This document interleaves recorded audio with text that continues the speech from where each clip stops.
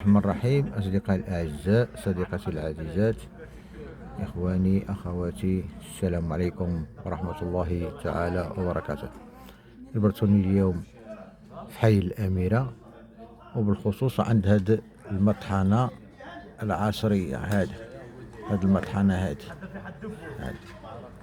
إذن هذا كيبيع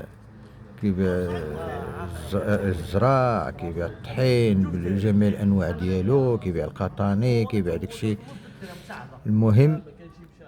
وانا في كل سنه كنجي عنده ساعات عندي الزرع، طحين الزرع، طحين بالنخاله بلا نخاله الى اخره، اللي بغيتي عنده موجود.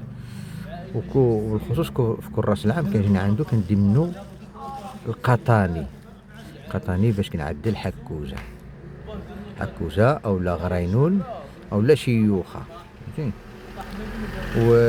وهو كيعرف، هو كتقول له عدل لي غرينون كيعدل لك، هو كيعرف. المهم انا ندخل عنده غنوري لكم شني غندير بالضبط. كما قلت لكم ها شني عنده هنايا، وانا غادي نقول له نعدل لي الجار، وخصني نعدل غرينون.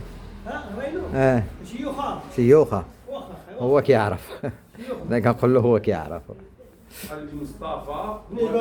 هذا شوف شنو انا قلت له غادي يعدل لي، هو كيعرف المقادير تينا كتختار على حسب لي بيرسونس عندك،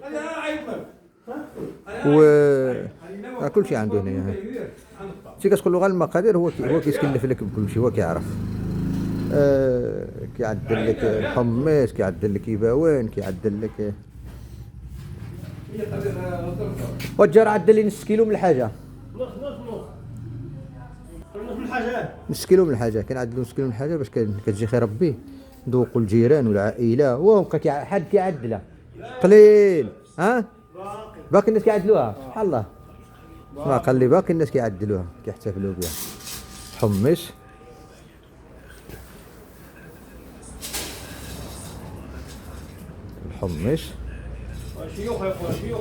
كيقولوا له شيوخه، وكيقولوا له حكوزه، وكيقولوا له غرينون.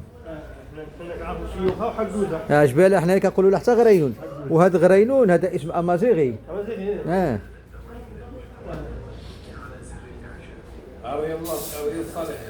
كامل عندنا الحمص، عندنا الذرة، باقي باون والزرع. قال باقي الناس كيجيو يديوها. العام الجديد فلاح ان شاء الله يدخل علينا هذا العام بالرخاء وبالرفاه ان شاء الله. وتجو البنا الجار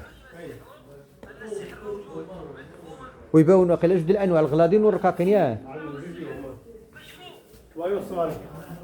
هما كيكونوش بعاد بالمواد اللي باقي لنا العدس، لان هادو من المواد اللي عدلنا يباون غلاضين، الزرع، الذرة، حمص، يباون رقاقين. صافي سبعة الحاجات. البنا بسم الله على بركة الله، والعدس على بركة الله.